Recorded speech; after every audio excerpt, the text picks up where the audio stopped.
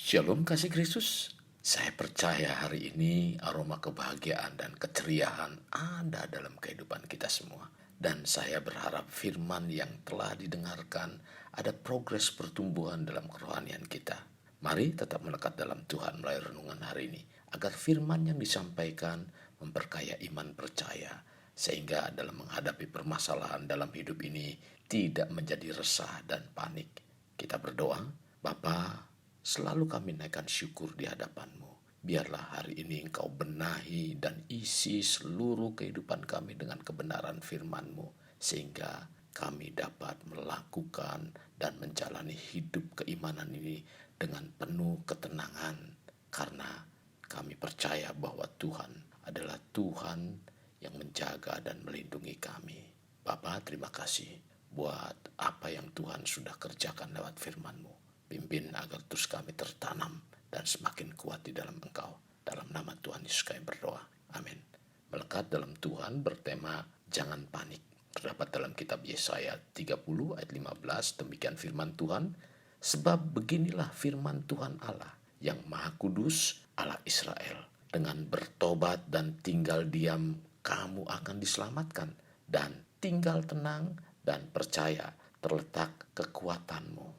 Kasih Kristus, tidak semua orang suka terhadap binatang atau serangga, sekalipun binatang atau serangga itu terlihatnya lucu, menggemaskan, dan sebagainya.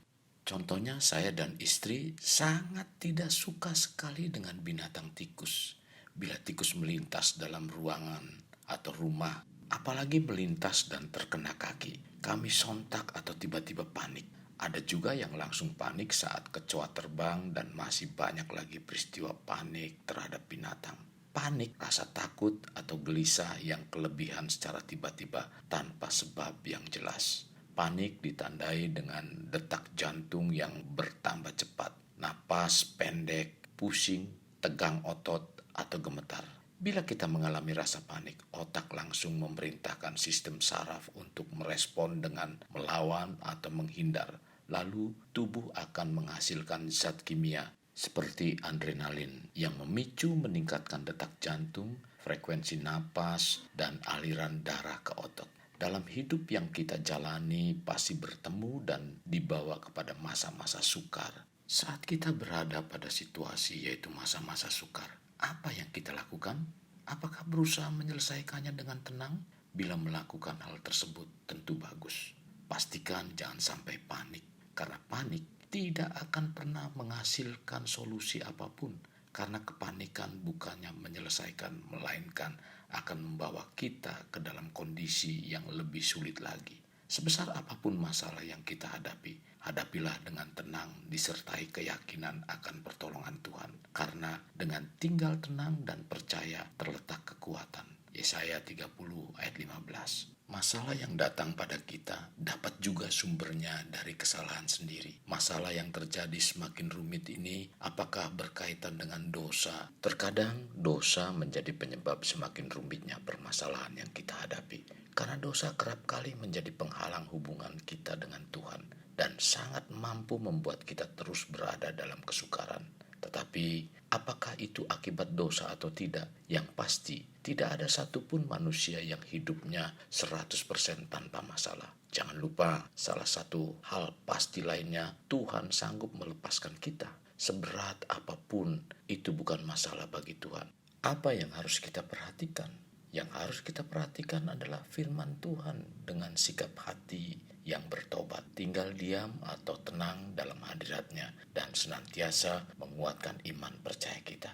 Kesulitan hidup dapat semakin menjerat bila kita membiarkan, maka akan merambah semakin jauh. Apabila sudah seperti ini, biasanya akan menimbulkan reaksi panik.